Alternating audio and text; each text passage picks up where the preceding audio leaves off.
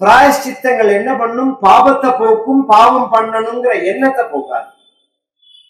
ஸ்ருதி ஸ்மிருதிப்யாம் விஹிதா விரதாதயः புனந்தி பாபம் ந லுணந்தி வாசனம். நாராயண பட்டத்திரி சொல்றார்.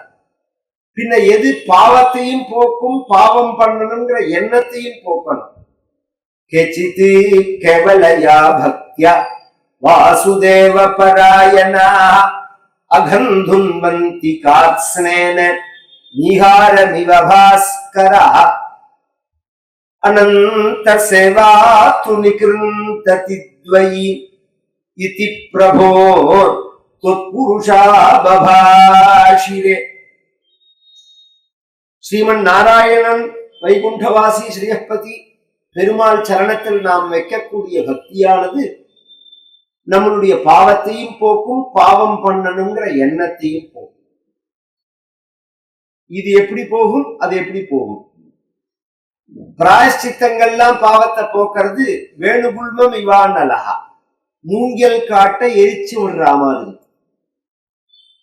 பகவத் பக்தியினால பாவம் போறது அப்படிங்கிறது சூரியனை கண்ட பனி உருகிறா மாதிரி.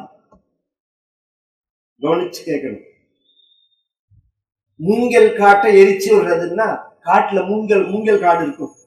சேலம் தர்மபுரி பக்கங்கள்லாம் போனேன்னா மூங்கில் காடாவே இருக்கும்.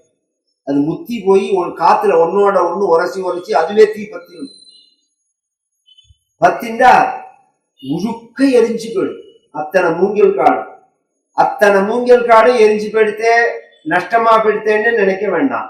அடுத்து ஒரு மழை பெஞ்சதுன்னா 10 மூங்கில் இருக்கிற இடத்துல 100 மூங்கில் வரும். மேலதான் எரிஞ்சிருக்குமே தவிர அடியில் அப்படியே இருக்கு. இந்த விவசாயத்துல கரும்பு பயிரிடுறவாளை கேட்டா தெரியும். கரும்பை வெட்டிட்டு கரும்பு காட்டை எரிச்சு விட்டுருவா. எரிச்சு விட்டா என்ன ஆகும்? எரிச்சு விட்டுட்டு ஜலம் பாய்ச்சணும்னா ஒரு கரும்பு இருந்த இடத்துல 4 கரும்பு வரும், முளை வெடிச்சு. அப்ப மேலோட்டமாதான் பாவம் போகுமே தவிர பாவம் பண்ணணுங்கிற அந்த ரூட் அழியாது. பனிய சூரியனை கண்ட பனி உருகிறா மாதிரின்னா, சூரியன் பட்டுதுன்னா பனி அப்படியே காஞ்சி போயிடும். அது மாதிரி நிசேஷமா போயிடும். கேச்சித்து கேவலையா பக்தியா அப்படிங்கிறார். இந்த கேவலம்னா பக்தி மாத்திரத்தினாலேன்னு அர்த்தம். கேவலம்னா அது ஒண்ணுன்னு அர்த்தம். இங்க கேவலம்னா நீ பொதுவாவே சில சப்தங்களுக்கு நாம நினைக்கிறதுக்கும் அதுக்கு அர்த்தமும் கிடையவே கிடையாது. ஏகாதசி உபவாசம், நாள் முழுக்க பட்னி, ஜலம் கூட சாப்பிட மாட்டார், பாவம்ங்கிறோம். ஏகாதசி உபவாசம், நாள் முழுக்க பட்னி, தண்ணி கூட குடிக்க மாட்டார், பாவம்ங்கிறோம். இத்தனை பண்ணினா பாவமா? நம்ம என்ன பேசுறோம் நமக்கே தெரியாது. அது மாதிரி ரொம்ப சாது இவர் அப்படிங்கிறோம். ஒன்னும் தெரியாத அசரை பார்த்து சொல்றோம் ரொம்ப சாது. சாதுன்னா சம்ஸ்கிருதத்துல உயர்வுன்னு அர்த்தம். சாது அப்படின்னா பேஷ் பேஷ் சூப்பர் அப்படிலாம் சொல்றோம் பார்த்தீங்களா? அப்படி அர்த்தம் அது. நாம எப்படி உபயோகப்படுத்துறோம் அதை? எத்தனை ஒரே நாட்டம் தாங்கல்லைங்கிறோம். துர்நாற்றம்னு தான் சொல்லணும். நாற்றம்னா வாசனைன்னு தான் அர்த்தம். வார்த்தைகளே நமக்கு என்ன அர்த்தம்னு தெரியாம நாம சொல்றோம். அதுவும் மெட்ராஸ்ல இந்த தெலுங்கும் தமிழும் கலந்த உடனே மெட்ராஸுக்குன்னு ஒரு ஸ்லாங் ஒண்ணு, மெட்ராஸ் தமிழ் அப்படின்னு. அதுல சம்ஸ்கிருதமும் இருக்கு. படகஸ்மாலம்ங்கிறார் மெட்ராஸ்ல. கஷ்மலம் அப்படின்னா அழுக்குன்னு அர்த்தம் சம்ஸ்கிருதத்துல. அந்த கஷ்மலம்ங்கிறது தான் மெட்ராஸ்ல கஷ்மாலம்ங்கிறது. எந்த பாஷை எடுத்தாலும் சம்ஸ்கிருதம் கலக்காத பாஷையே கிடையாது. நீ எந்த வார்த்தை, எந்த உலகத்துல எந்த மொழி எடுத்தாலும் அதுல சம்ஸ்கிருதம் இருக்குன்னு ப்ரூவ் பண்ண முடியும். ஜெர்மன்ல ப்ரூவ் பண்ணிருக்கா. எல்லா மொழிக்கும் தாய்மொழி சம்ஸ்கிருதம் தான் அப்படிங்கிறது. இதெல்லாம் நீங்க கண்மூடித்தனமா சில விஷயத்த எதிர்க்க கூடாது. நம்ம அறிவை வளர்த்துக்கணும்னு நினைச்சா ஆராய்ச்சி பண்ணணும், தேடி படிக்கணும். இதுக்கு மூலம் எப்படி, நாம் எப்படி வந்தோம், எப்படி இந்த சமூகம் உருவாச்சு, மொழி எப்படி ஆச்சு, பரிணாம வளர்ச்சி எப்படி ஏற்பட்டது, இது எங்க போய் முடியும்னு அப்படி நினைப்பேனா? கண்ணை மூடின்னு நான் ஒத்துக்க மாட்டேன்னா போய யாருக்கு நஷ்டம்? இதுல கேவலம் அப்படின்னா பக்தி மாத்திரத்தினாலேன்னு அர்த்தம். பக்தியினால பாவம் முழுக்க போயிடும் மட்டுமில்ல, பாவம் பண்ணணுங்கிற எண்ணமும் போகும். இது சாதன பக்தியாலையா சாத்திய பக்தியாலையா? அடுத்த கேள்வி. சாதன பக்தின்னா என்ன, சாத்திய பக்தின்னா என்ன? ஃபர்ஸ்ட் ஆரம்பிக்கிறது அதனாலதான் அந்த விஷயத்தை பேசினேன். பூஜை பண்றோம், ஜெபம் பண்றோம், பாராயணம் பண்றோம், கோவிலுக்கு போறோம், கதை சொல்றோம், கதை கேட்கிறோம், பஜனை பண்றோம், இதுக்கெல்லாம் சாதன பக்தின்னு பேரு. அப்படி பூஜை பண்ணும் போது, பாராயணம் பண்ணும் போது, கோவில்ல பெருமாளை தரிசனம் பண்ணும் போது, கதை சொல்லும் போது, கதை கேட்கும் போது, பஜனை பண்ணும் போது நம்ம மேனி சிலிர்த்து உள்ளம் குழைஞ்சு கண்ணிலேருந்து ஒரு சொட்டு கண்ணீர் வர்றது, அதுக்கு சாத்திய பக்தின்னு பேரு. இந்த சாத்திய பக்தி 24 மணி நேரமும் இருந்தது. நம்மாழ்வாருக்கு இருந்தது, சைதன்ய மகாபிரபுக்கு இருந்தது, திருநாவுக்கரசு நாயனாருக்கு இருந்தது, பக்த மீராவுக்கு இருந்தது. சில பேர்களுக்கு தான் இது அப்படியே இருந்தது. 24 மணி நேரமும் கண்ணீர் விட்டுட்டே இருந்தார்கள் அப்படின்னு சொல்லி பக்த மீரா அப்படியே அழுதுண்டே இருந்தார். சைதன்ய மகாபிரபு அழுதுண்டே இருந்தார்.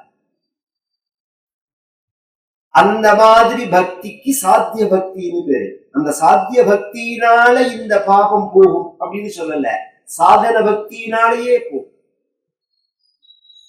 நாராயணா அப்படின்னு சொல்றது சாதன பக்தி. நாராயணா அப்படின்னா பகவானுடைய நாமா, பெருமாளுடைய நாமா.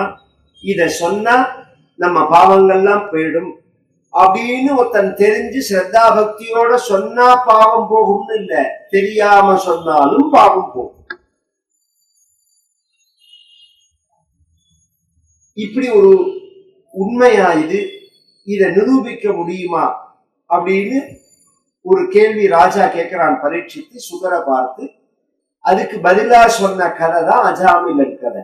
காண்ய குஜ்ஜே த்விஜ கஷ்சித் தாசீபதி ரஜாமிலஹ நாம்னா நஷ்ட சதாச்சாரஹ தாஸ்யா சம்சர்க தூஷிதஹ. காண்யகுப்ஜம் அப்படிங்கிற பிரதேசத்துல ஒரு நாடு. அதுல அஜாமிலன் அப்படின்னு ஒரு பிராமணோத்தமன்.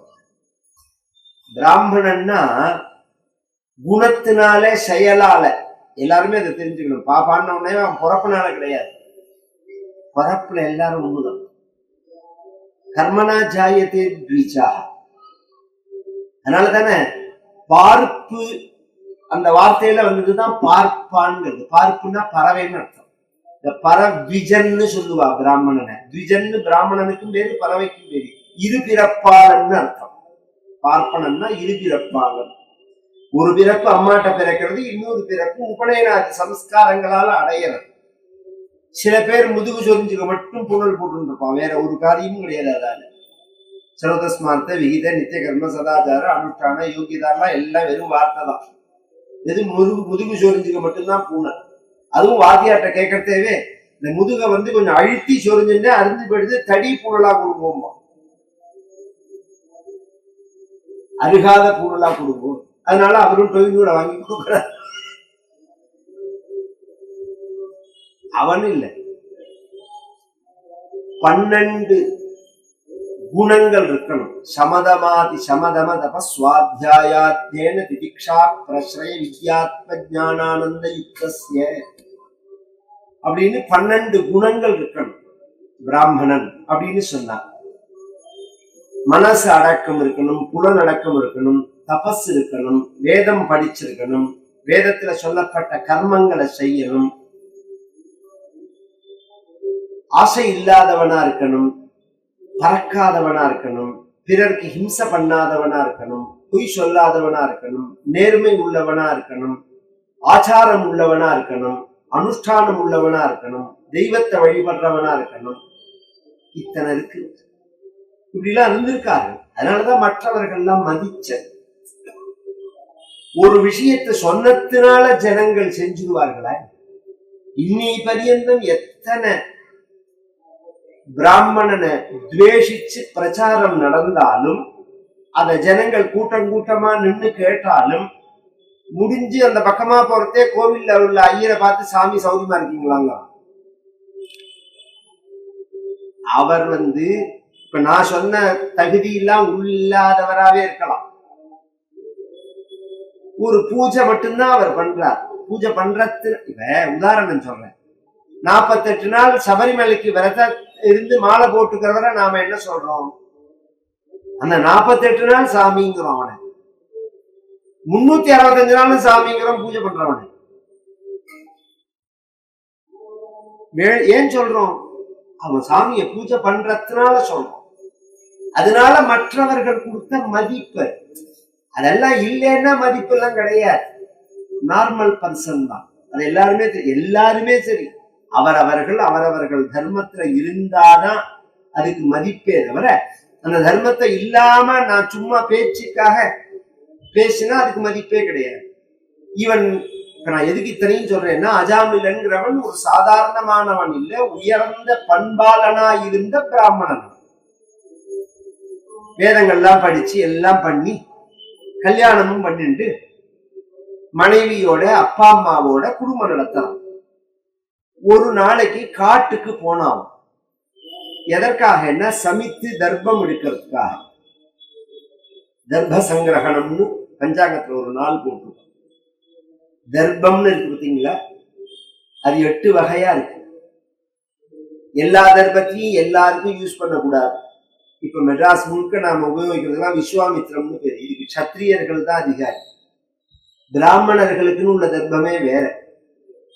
அதெல்லாம் நம்ம நதிக்கரையில டிராவல் பண்றதே பார்த்தா காவேரி மாதிரி உள்ள நதிகள்ல கிடைக்கும். இந்த தர்ப்பங்களுக்குள்ளேயே மிகவும் ஃபர்ஸ்ட் குவாலிட்டிங்கிறதுக்கு குஷம்னு பேரு. குஷம் எல்லா இடத்துலயும் வளராது. தமிழ்நாட்டிலேயே 6 இடத்துலதான் இருக்குது. 6 இடத்துலதான் அந்த குஷம் அப்படிங்கிறது இருக்கு. அதுல ஒண்ணும் எங்க சேங்காலிபுரம் பக்கத்துல இருக்கு. எல்லா ஊர்லயும் வளராது. குஷம் அப்படிங்கிறது அது அப்படியே அழகா கயர் மாதிரி திரிச்சு இடுப்புல கட்டிக்கணும் பிரம்மச்சாரி. எத்தனையோ தர்ப்பம். அந்த தர்ப்பத்தை எடுக்கிறதுக்கு போனா தர்ப்பைக்கு எத்தனை சக்தின்னா, பூஜை பண்றதே ஜபம் பண்றதே நாம உட்கார்ந்துக்கிறதே அதை போட்டு மேல உட்கார்ந்துட்டா நம்மள தீய சக்திகள் அண்டாது. பூஜை பண்ற இடத்துல ஹோமம் பண்ற இடத்துல அதை சுத்தி நாம அதை போட்டு வச்சோம்னா தீய சக்திகள் உள்ள வராது. இன்னைக்குமே கொடியேற்றம்னு சொல்றோமோ, பிரம்மோத்சவம் நடக்கிறதே கொடியேற்றம் பண்ணுவாங்க. கவனிச்செல்லாம் சுத்தி தர்பையை கட்டி வச்சிருப்பா. ஒரு நல்ல காரியம் கெட்ட காரியம் எதை பண்ணினாலும் கையில பவித்திரம்னு போட்டுக்கும். தர்பைய கையில தர்பைய வச்சுக்கும். அவ்வளவு தூரம் வேண்டாம். இப்ப கிரகணம் போச்சே, கிரகணத்தன்னைக்கு தெரிஞ்சவங்களா இருந்தா கிரகணம் பிடிக்கிறதுக்கு முன்னாடியே தர்பையெல்லாம் கிளி ஊறுகாய் உப்பு புளி இதெல்லாம் போட்டு வைப்பாரு. ஏன்னா ராகுங்கிறது அசுரன், அவனோட சக்தி அதுல படாம இருக்கணும் அப்படின்னு. இதெல்லாம் நம்ம சாஸ்திரங்கள் சொல்றது. தர்பைக்கு அபரிமிதமான சக்தி. இதை இன்னைக்கு சயின்ஸ்லயும் ப்ரூவ் பண்ணியிருக்கா. தர்பையை பத்தி சயின்ஸ்லயும் நாசால அந்த எக்ஸ்ரே அந்த கதிர்கள் இருக்கு பாருங்க, அதுல ஒவ்வொரு கதிரும் ஒன்னொன்னு தடுக்குங்கிறது. சில கெட்ட கதிர்களை தர்ப தடுக்கிறது, தர்பையை தாண்டி அது போறது இல்லை அப்படிங்கிறது நிரூபணம் பண்ணியிருக்காங்க. நம்ம முன்னோர்கள்லாம் என்னைக்கோ சொன்ன விஷயம் இது. தர்பைங்கிற அந்த தர்பைய பிராமணனுக்கு நித்தியம் தேவை. அனுஷ்டானம் பண்ணணும், உபாசனம் பண்ணணும், அக்னிஹோத்திரம் பண்ணணும். இதுக்கெல்லாம் பிராமணனுக்கு தர்ப தேவை. அதனால தர்பைய எல்லா நாளும் பெருக்க கூடாது. ஒரு குறிப்பிட்ட நாள் தான் எடுக்கணும். அதுக்காக அவன் போறான் காட்டுக்கு. போன இடத்துல என்ன ஆச்சுன்னா, ஒரு பெண்ணும் ஒரு ஆணும் சேர்ந்து இருக்கிறத பார்த்தான். அவ குலட்டா பிராஸ்டியூட் கேள். நார்மலா உள்ள குடும்ப ஸ்திரீ கிடையாது. அவன் ஒரு விட புருஷன். பொதுவா இது மாதிரி ஒரு தப்பான காட்சிகளை பார்க்கும் போது நம்ம மனசு சலனப்படும். சில பேருடைய மனசு சொல்ற விவேகம் அவிவேகம்னு சொல்லுவோம். விவேகம்னா பிரிச்சு பார்க்கறது. இந்த மாதிரி மனசு சலனப்பட்ட உடனே மனசு ஆசைப்படும். ஆசைப்படுறதே புத்தி சொல்லும், இந்த தப்பு நீ பண்ணக்கூடாது, எல்லாருக்கும் சொல்லும். அந்த பிரிச்சு பாக்குற மத்தியெல்லாம் இது ரைட்டு அது தப்புன்னு, இதுக்கு விவேகம்னு பேர். இதுக்குதான் பகுத்தறிவுன்னு பேர். ராத்திரி 12 மணிக்கு செவத்துல தார வச்சுன்னு எழுதுறதுக்கு பேர் பகுத்தறிவு இல்லை. ஒரிஜினலா இதுக்குதான் விவேகம், விவேச்சன புத்தி, பகுந்து அறிவது, இதுக்குதான் பகுத்தறிவுன்னு பேர். அவிவேகம் அப்படின்னா பகுத்து அறியாத தன்மை. இந்த விவேகத்துக்கு எது பலம், அவிவேகத்துக்கு எது பலம்? விவேகத்துக்கு சத்சங்கம் பலம், அவிவேகத்துக்கு துஷ்சங்கம் பலம். இது மாதிரி தப்பான ஒரு காட்சியை பார்த்து மனசு நமக்கு சலனப்பட்டதுன்னா அந்த இடத்த விட்டு விலகி விடணும், அங்க இருக்கக்கூடாது. விலகி என்ன பண்ணணும்னா, இந்த எண்ணம் இல்லாத நல்லோர்கள் மத்தியில நாம் இருந்துட்டோம்னா நமக்கு அந்த எண்ணம் வராது. ஒரு காலத்துல நம்ம குடும்பம், ஊர், சமூகம், சமுதாயம், இந்த அமைப்பே இப்படிதான் இருந்தது. மனுஸ்மிருதியில 5000 பேருக்கு மேல ஒரு இடத்துல வசிக்க கூடாதுங்கிறார். சில காரண காரியத்துக்காக சொல்றார், உங்களுக்கு புரியுற மாதிரி சொல்றேன். இப்ப சைதாப்பேட்டையில இத்தனை தெரு, இத்தனை வீடு, பக்கத்து வீட்டுல இருக்கிறவர் பெயர் என்ன, அவர் யாரு, எந்த ஊர்னு உங்களுக்கு தெரியுமோ? அடுத்த தெருவுல யார் இருக்கா என்னங்கிறது தெரியுமோ?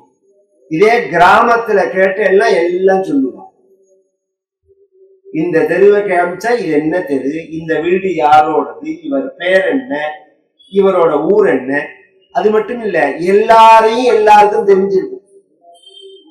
நீ சீனிவாசன் புள்ள தானடா, இங்க எங்கடா வந்தேன்னு கேட்பா. அப்ப என்ன ஆகும்னா, சுத்தி சுத்தி வந்தாலும் தப்பு பண்ண முடியாது. ஒரு தவறுதல் பண்றதுக்கு கிராமத்து இந்த வாழ்க்கை இடம் கொடுக்காது, இந்த டவுன் வாழ்க்கை இடம் கொடுக்கும். ஏன்னா யாருக்கும் யாரையும் தெரியாது, யாரையும் கேட்கவும் முடியாது. அப்படி ஒரு வாழ்க்கை. இது ஒரு விஷயம். நம்ம விஷயத்திலேயே நம்ம மனசே இத தப்புன்னு சொல்லும் போது நாம அதுல இருந்து வெளியில வந்துட்டோம்னா உழைச்சோம். அந்த புத்தி சொல்றத மீறி அந்த தப்ப பண்ணினோம்னா ஒரு தடவை 2 தடவை தான் புத்தி சொல்லும், பண்ணாதே இது தப்பு அப்படின்னு சொல்லும். இது 3-4 தடவை நாமே பண்ணிட்டோம்னா அப்புறம் புத்தி அதுக்கு சப்போர்ட் பண்ண ஆரம்பிச்சுவாங்க. புத்தி மழுங்கி போயிடும். எப்படி மழுங்கி போகும்னா, ஏண்டா இப்படி ஒரு தப்ப பண்றையே, இது பாவம் இல்லையா, இந்த தப்ப பண்ணலாமா அப்படின்னு யாராவது நம்மள கேட்டா நாம என்ன பதில் சொல்லணும்? தெரியாம பண்ணிட்டேன், தெரியறது பாவம்னு தெரியறது, என்ன மீறி பண்ணிட்டேன் அப்படிதானே சொல்லணும். அப்படி சொல்ல மாட்டான் பதில். நீ இந்த தப்ப பண்ணலாமாடான்னா, இது மாதிரி அயோக்கியத்தனம் பண்ணலாமா, இது மாதிரி அராஜகம் பண்ணலாமான்னா அவன் பண்ணலையான்னு கேட்பான் உடனே. இந்த அஜாமிலனுக்கு அந்த பெண்ணை பார்த்த உடனே ஆசை வந்தது. அந்த பெண்ணு குலட்டான்னு சொல்லிட்டேன், பிராஸ்டியூட் கேர்ள். கொஞ்ச நேரம் வெயிட் பண்ணா, அவ வந்தா, அவள்கிட்ட பேச்சு கொடுத்தா. அவ சொன்னா, நான் யார் பணம் கொடுத்தாலும் அவனோட குடும்பம் நடத்துவேன். உடனே பணத்தை எடுத்துட்டு வந்து அவனோட குடும்பம் நடத்தினான். இப்படி இளமரவா காய் மரவா இருந்தது. அவ அப்பா அம்மாவுக்கு தெரிஞ்சது. அப்பா அம்மா சொன்னா, பண்ணாதடா, கல்யாணம் பண்ணி மனைவி இருக்கா வீட்டுல, ஒரு சத்குலத்துல பிறந்திருக்க, நல்ல குடும்பத்துல பிறந்திருக்க, நல்லவண்ணு பேர் எடுக்கிறது தான்டா கஷ்டம், கெட்டவண்ணு பேர் எடுக்கிறது ரொம்ப சுலபம்டா. துணிய வெளுப்பா பண்ணிக்கிறது தான் கஷ்டம், அழுக்கு பண்ணிக்கிறது கஷ்டமா இல்லை. மனசை சுத்தம் பண்ணிக்கிறது தான் கஷ்டம், அழுக்கு பண்ணிக்கிறது ரொம்ப சுலபம். இங்க உட்கார்ந்து மனசை ஒருமுகப்படுத்தி நாம என்ன சொல்றோங்கிற விஷயத்தை உள் வாங்கிக்கிறதுக்கு மனசு ஒத்துழைக்காது. இதே ஒரு செல்ல ஓபன் பண்ணி ஒரு நியூஸை காமிக்கிட்டோம், பாஞ்சு பார்ப்போம். நாம வம்புக்கு இத்தனை மாங்குன்னு கத்தின்னு நான் சொல்றேன். நான் என்ன வரட்டுன்னு தப்பலையா என்ன கத்துறதுக்கு இல்ல, வெட்டு விஷயத்த சொல்றேன். நான் நம்ம உயர்ந்த நிலை அடையணும், ஒழுக்க நிலை அடையணும். ஒழுக்கம் உயிரினும் ஓம்பப்படும் அப்படிங்கிறார். வள்ளுவர் வள்ளுவர்னு சொன்னா போருமா? உயிரை என்ன இந்த உயிர் இந்த உடம்பு இதோட போயிடும். ஒழுக்கம் அடுத்த ஜென்மாவளியும் வரும். நல்லொழுக்கம்ங்கிறது அடுத்த ஜென்மாவளியும் வரும். அதனாலதான் சில பேர்கள் பிறக்கிறதேவே நல்லவனா இருப்பான். பார்த்தேன்னா தெரியும். அவன் என்ன கெட்ட காரியங்கள் பண்றவர்கள் மத்தியில் அவன் இருந்தாலும் நல்லவனா இருப்பான். நமக்கே ஆச்சரியமா இருக்கும். சேத்தல முளைச்ச சந்தாமரைன்னு சொல்லுவா அந்த காலத்துல. அது மாதிரி இருப்பான். ஏன் அப்படின்னு சொன்னா அது ஜென்மாந்தர சுகுர்த்தம். அதை நாம சம்பாதிச்சுக்கணும். பகவான் பகவத்கீதையில சொல்லும் போது துசங்க சர்வதா தியாஜ்யா. அர்ஜுனா, ஒரு மனிதன் சர்வதான்னா எப்போதும் அர்த்தம், எக்காரணம் கொண்டும் விளக்க வேண்டியது எது அப்படின்னு சொன்னா கெட்டவர்களுடைய சகவாசத்தை. ஆதிசங்கரரை பார்த்து சிஷ்யன் கேள்வி கேட்கிறான். பிரஷ்ன உத்தர ரத்ன மாளிகா அப்படின்னு பெயர். பிரஷ்னம் அப்படின்னா கொஸ்டின், உத்தரம்னா ஆன்சர். இதுவே இன்னைக்கு எப்படி இருக்குன்னு தெரியுமோ? பிரஷ்னம் அப்படின்னு ஒரு ஜோசியம், அஸ்ட்ராலஜி. அந்த வார்த்தையே இப்படி யாரும் உபயோகப்படுறதே கிடையாது. பிரசன்னம்ங்கிறான். என்னமோ பிரசன்ன வெங்கடேச பெருமாள் மாதிரி பிரசன்னம்ங்கிறான். அந்த வார்த்தைக்கே பிரசன்னம்னு பேர் கிடையாது, பிரஷ்னம். அது வாயில வரல, அவன் என்ன பண்ணுவான் சொல்லுவோம்.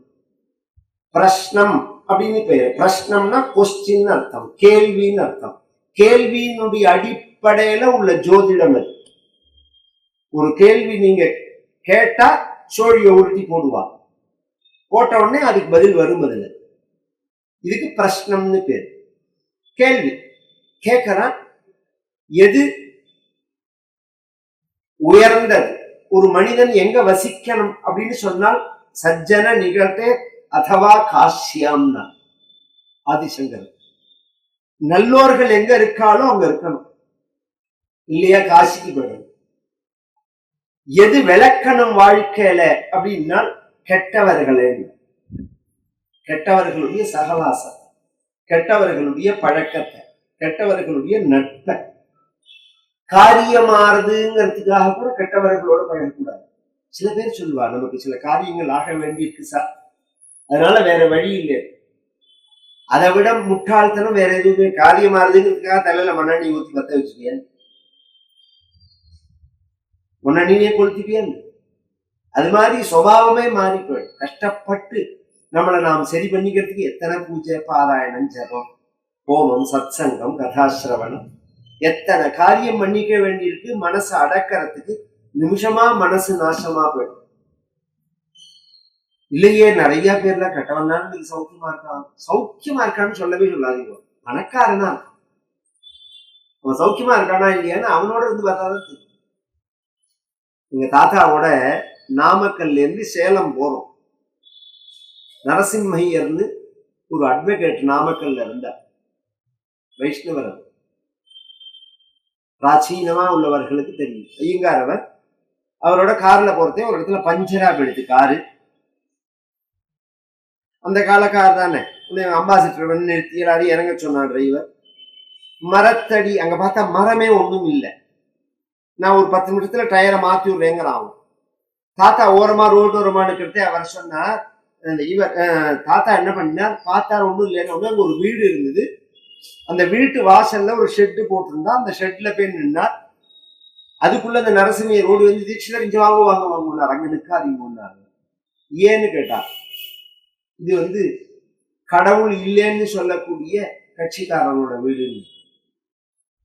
அதனால என்னன்னு பார்த்தா, நிழலுக்கு நிற்காதுன்னு யாராவது சொல்லிடுவாளா? அந்த அளவுக்கு நம்ம தேசத்துல மனிதனை செத்து போகல. நம்ம நிழலுக்கு தானே நிக்கிறோம், நிற்காதேன்னு சொல்லுவாங்க.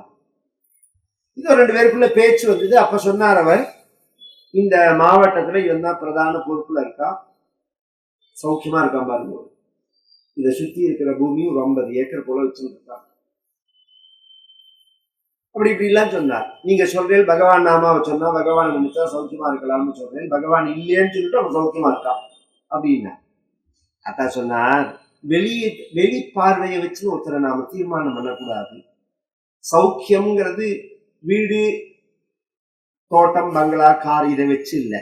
சௌக்கியம்ங்கிறது மனசு சார்ந்த விஷயம், பொருள் சார்ந்த விஷயம் இல்லைங்க. இப்படி பேசிட்டே இருக்கிறதையே உள்ளே இருந்து ஒரு குழந்தை ஓடி வந்தது அழுதுண்டே. ஒரு 8 வயசு பெண் குழந்தை தலையை விரிச்சு போட்டுன்னு அழுதுண்டே வந்தது. 2ஆம் குழந்தை அழற, அடிக்கிறான்னு. யார் அடிக்கிறா? அப்பா ஒன்னு அடிச்சாலா அப்படின்னு தாத்தா கேட்டா. இல்லேன்னு. அப்பா அம்மாவை அடிச்சாலா அப்படின்னு கேட்டது. இல்லேன்னு. அப்புறம் யார அடிக்கிறான்னு. அம்மா அப்பாவை அடிக்கிறான்னு. அம்மா அப்பாவை அடிக்கிறா அப்படின்னு என்னன்னு விசாரிச்சா, அந்த பொண்ணுக்கு ஒரு விதமான வியாதி.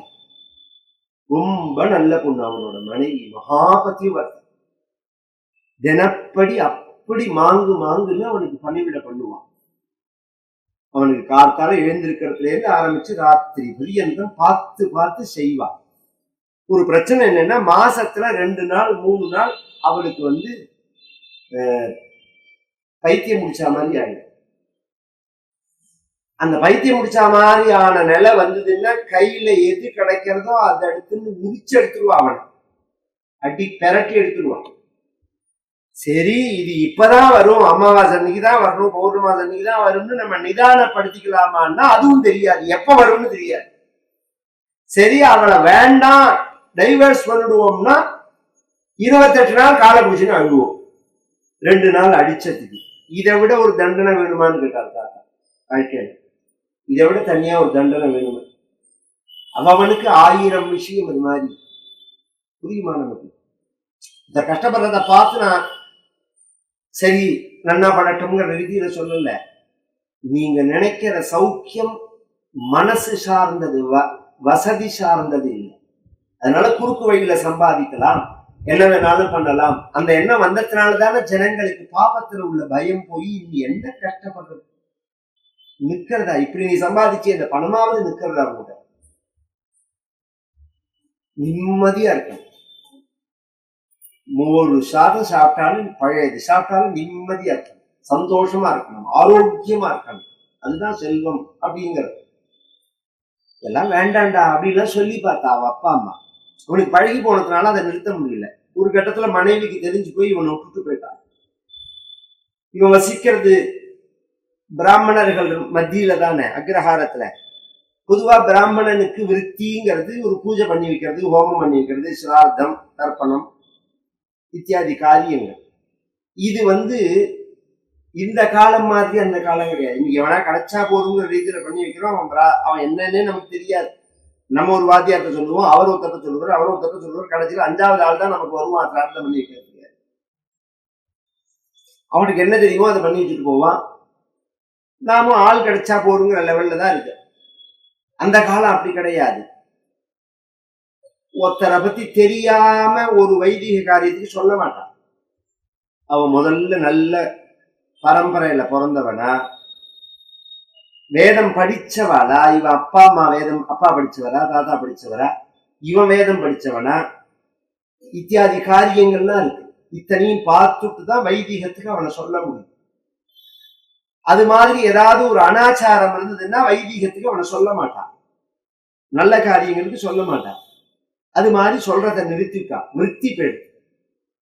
மனைவி போன உடனே இவனுக்கு ஒரு மாந்தோப்பு இருந்தது ஊர் எல்லையில, அதுல தங்கிட்டான். அப்பா அம்மாவும் காலம் ஆயிட்டா, விருத்தியும் வருமானமும் போயிடுது. வருமானம் போன உடனே திருட ஆரம்பிச்சான், வழிப்பறி எல்லாம் பண்ண ஆரம்பிச்சான். இவன் மனைவி ஒரு வேடுவ ஸ்திரீ. அவன் என்னத்தை சமைச்சு போடுவோம்? பொரிச்சு குழம்பும் ஒரு குழம்புமா சமைச்சு போடுவோம். காடை, மடையான், கௌதாரி இத்தியாதி மிருகங்கள் எல்லாம் வேட்டையாடின்னு அதை சமைச்சு போடுவோம். அதை சாப்பிட்றான். அதுக்கு உபபானமா கல்ல கொடுப்போம். திருட போகும்போது கல்லு குடிச்சிட்டு போவான். ஒழிய சமயத்துல சூதாடுவான். திருட்டும் போது யாராவது எதிர்த்தா கொல்லுவான் வாழை. கொஞ்சம் கவனிச்சேன்னா எல்லாம் வந்துருத்தவன். முதல்ல ஒரு சுகர் மாதிரி, முதல்ல சுகர் வந்தோடனே எப்படி பின்னாடி எல்லா வியாதியும் வந்துருமோ அது மாதிரி சில கெட்ட பழக்கத்தை பழக்கின்றோம்னா பின்னாடியே எல்லா கெட்ட பழக்கமும் வந்துடும். முதல்ல இந்த பெண்ணோட பழகினா அவளால மாம்சம் சாப்பிட ஆரம்பிச்சான். தொழில போனதுனால திருட ஆரம்பிச்சான். திருட்டுக்கு கொலை பண்ண ஆரம்பிச்சான், என்ன மிச்சம் இருக்கு? கல்லு குடிச்சான், என்ன மிச்சம் இருக்கு? இதுல என்ன ப்ராப்ளம்னா, இந்த கெட்ட பழக்கம் இருக்கு பாருங்க, இது மாதிரிதான் வரணும்னு இல்லை. நல்ல குடும்பத்துல உள்ள குழந்தைகளுக்கே சில கெட்ட பழக்கங்கள் உண்டு சகவாசத்தினால. எப்படி வரதுன்னே தெரியாது. முதல்ல யாருமே கெட்ட பழக்கத்தை பழகிக்கிறது அதுல இன்ன இருக்குன்னு தெரிஞ்ச பழகிக்கிறது இல்ல, விளையாட்டாதான் பழகிக்கிறார். அதுக்கு அடிக்ட் ஆன அப்புறம் என்ன பிரச்சனை ஆகும்னா, அதை விடுன்னா விட முடியாது. இந்த கெட்ட பழக்கத்துக்கு பழகின்றவா ஒரு குடியோ மற்ற ஏதோ ஒரு சம்பிரதாயம் போதைகளுக்கு பழகின்றவால சுத்தி உட்காந்து வச்சு எல்லாரும் சொல்லுவா, பண்ணாதரா, குடிக்காதரா, வேண்டாண்டா, குடும்பம் நாசமா போயிட்டுண்டா, உன் உடம்பு நாசமா போயிட்டுடா, குடும்பம் தான் தவிக்குண்டா, வேண்டாண்டா அப்படிலாம் எடுத்து சொன்னா நாம சொன்னதெல்லாம் அப்படியே உள்வாங்கிப்பான், கேட்பான், நம்மளோட சேர்ந்து அவனும் அழுவான், நான் பண்றது தப்பு அப்படின்னு சொல்லுவான். எல்லாம் மறுநாள் சாயங்காலம் 5 மணி வரைக்கும், 6 மணி ஆனோடனே போயிடுவோம் குடிக்கிறது. பழக்கிண்டா விட முடியாது. தெய்வமோ குருநாதனோ கிருப பண்ணினா விடலாம், சாதாரணமா விட்டுடாது. அதனாலதான் பழக்கிக்கவே கூடாது, அந்த பக்கமே போக கூடாது. குடும்பத்துல பிள்ளைய பெற்றா மட்டும் போராது, சம்பாதிச்சா மட்டும் போராது, குழந்தைகள் கரெக்டா இருக்காளான்னு வாட்ச் பண்ணணும். குழந்தைகள் எவ்வளவு பெரிய பிரச்சனை, உனக்கு பிரச்சனை மட்டும் இல்லை, இந்த உலகத்துக்கே சமூகத்துக்கே பிரச்சனையை நீ ஏற்படுத்தி விட்டு போற. இன்னைக்கு ரோட்ல போனோம்னா காருக்கு முன்னாடி சிக்ஸாக் போட்டு போறான், 4 பேர் ஒரு வண்டியில போறான், நம்ம கிட்ட வந்து பிரேக் போட்டு இடிக்கிற மாதிரி நிறுத்தினான்னா நம்ம பேசவே கூடாது அவன்கிட்ட. ஏன் அப்படின்னா பயம் இல்லை, அவன் தன் நிலையிலேயே இல்லை. அவன் அதுதான் அங்க பிரச்சனையே, அவன் தன் நிலையில இல்லை, பயத்தறிச்சலா இருக்கு. ஐயோ, ஒரு குழந்தைய பெற்று வளர்க்கறதுக்கு எவ்வளவு கஷ்டப்படுறா ஒவ்வொருத்தரும். அப்படியே நானே ஒரு 15 நாள் முன்னாடி பார்த்தேன், போயிட்டே இருந்து அடிச்சு கேரிடர்ல அடிச்சு 4 பேரும் விழுந்து, 4 பேரோ 3 பேரோ அப்படியே விழுந்து ஒருத்தன் செத்து போயிட்டாங்க.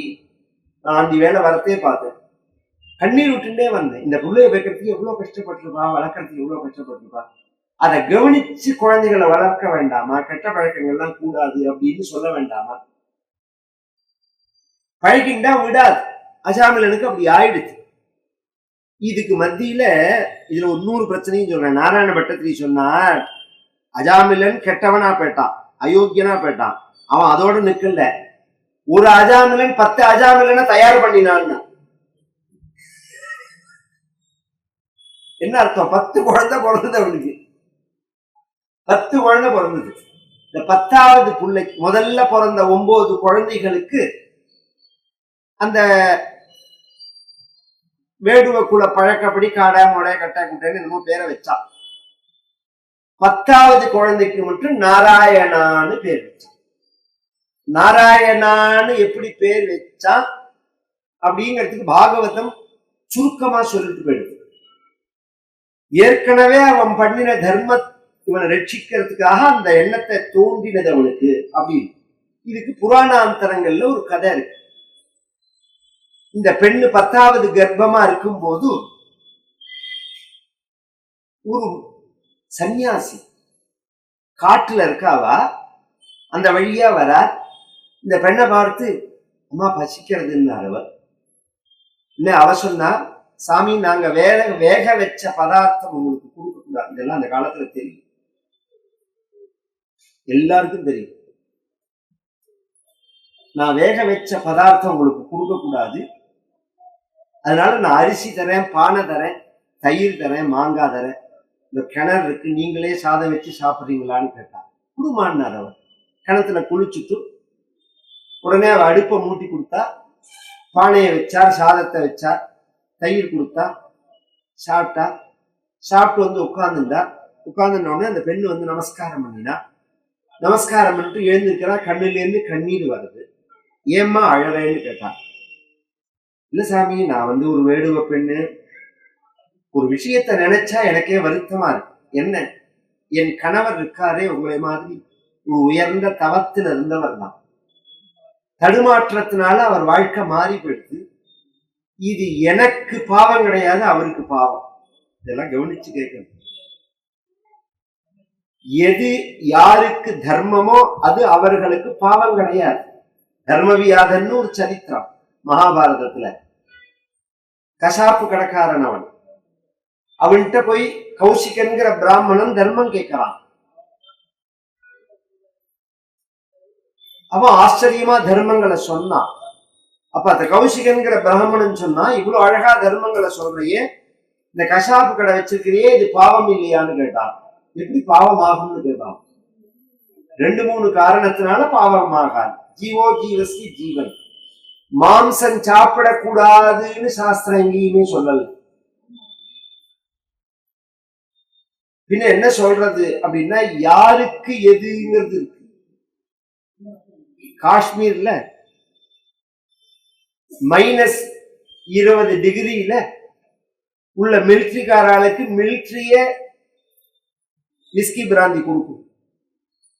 மிலிட்ரியிலேயே சப்ளை பண்ணுவாங்க.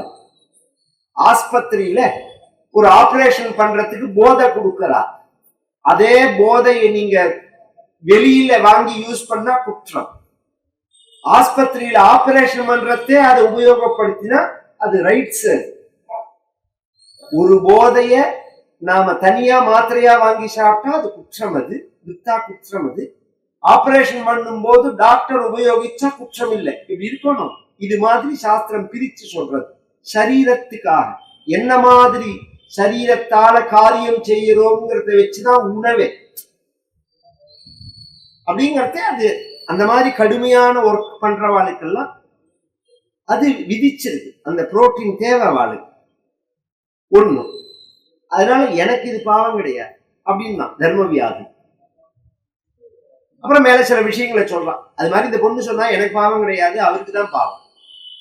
அவர் எப்படி கரையேற போறாருன்னு எனக்கு தெரியல. இந்த சன்னியாசி கண்ணம் போட்டுட்டு திரும்பி திறந்து, நீ இப்ப கர்ப்பமா இருக்கியான்னு கேட்டான். கேட்கிறாரு. இதெல்லாம் மகான். இதெல்லாம் இன்னைக்கும் சயின்ஸ்ல ப்ரூவ் பண்ண முடியாது. சத்தியமான சத்தியம். இன்னைக்கு நிரூபிச்ச காரியம் எத்தனை உண்டு. ஒரு IAS கேன்சர் எண்ட் ஸ்டேஜ்.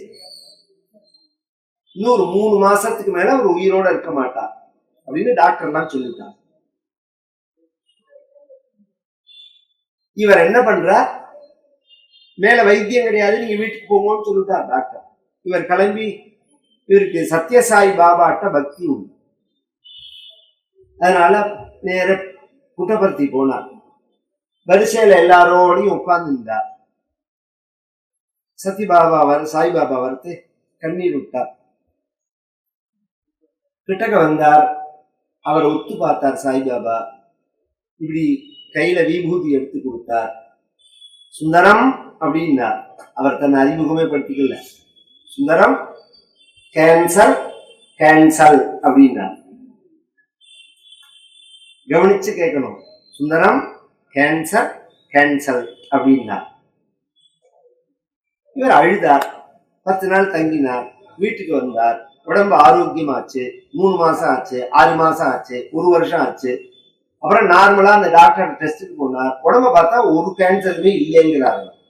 நீ 3 மாசத்துக்கு மேல உயிரோட இருக்க மாட்டேன்னு சொன்னவர் அதே டாக்டர் இது மாதிரி எத்தனை உங்களுக்கு புரியறதுக்காக சத்ய சாய் பாபான்னு சொன்ன பிரசித்தியாகிறதுக்காக பரமாச்சாரியால்கிட்ட எத்தனை பேருக்கு அது மாதிரி ஆயிருக்கு. கிருஷ்ண பிரேமி அண்ணாட்ட எத்தனை பேருக்கு அது மாதிரி ஆயிருக்கு. எத்தனை மகான்கள் காமிக்கணும். எங்க தாத்தா அனந்தராம தீட்சிதர்கிட்ட எத்தனை பேருக்கு அது மாதிரி ஆயிருக்கு. முடியும். ரொம்ப அபூர்வம். அது முடியாதுன்னு கிடையாது. மகான் நம்ம சாஸ்திரங்கள் அபூர்வமா சொல்றது. அது மாதிரி எத்தனையோ நிகழ்வுகள் ஆச்சரியமா சொல்லலாம். ஆச்சரியமா சொல்ல முடியும். அது சொன்னா அந்த அதிசயமே ஒரு பெரிய கதையா இருக்கு. ஆனா நீங்க போலிகளை கண்டு ஏமாறக்கூடாது.